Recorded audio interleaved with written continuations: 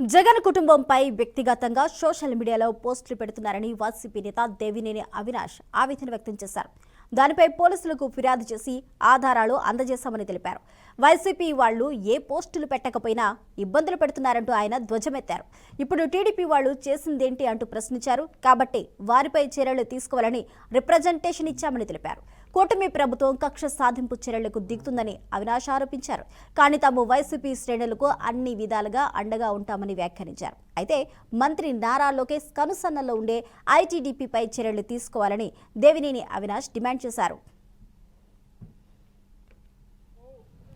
కూటమి ప్రభుత్వం ఆధ్వర్యంలో మరీ ముఖ్యంగా మంత్రి నారా లోకేష్ ఆధ్వర్యంలో ఏదైతే ఐటీడీపీ నడుస్తుందో జగన్మోహన్ రెడ్డి గారి మీద, జగన్మోహన్ రెడ్డి గారి కుటుంబం మీద, వ్యక్తిగతంగా ఇంట్లో మహిళల మీద ఏదైతే వాళ్ళు పోస్టులు పెడుతున్నారో సోషల్ మీడియా వేదికగా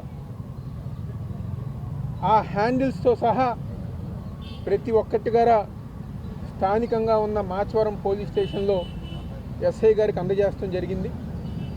ఎవరైతే పోస్టులు పెట్టారో, ఎందుకంటే రాష్ట్రంలో కూటమి ప్రభుత్వం ఆధ్వర్యంలో ఈరోజు పోస్టులు పెట్టకపోయినా ఫేక్ ఐడీలు వాళ్ళే కూటమి ప్రభుత్వంలో తెలుగుదేశం పార్టీ వాళ్ళు క్రియేట్ చేసి ఈరోజు వైఎస్ఆర్ కాంగ్రెస్ పార్టీ నాయకుల్ని, కార్యకర్తల్ని ప్రతిరోజు గారు కేసుల రూపంలో, నోటీసుల రూపంలో ఈరోజు జైళ్ళు, స్టేషన్లు అన్నీ గారు తిప్పుతున్నారు. ముఖ్య నాయకులందరూ కూడా మాచవరం పిఎస్లో కంప్లైంట్ ఇవ్వడం జరిగింది. ఇది వైఎస్ఆర్ కాంగ్రెస్ పార్టీ అధినేత వైఎస్ జగన్మోహన్ రెడ్డి గారి మీద, అలాగే వారి కుటుంబం మీద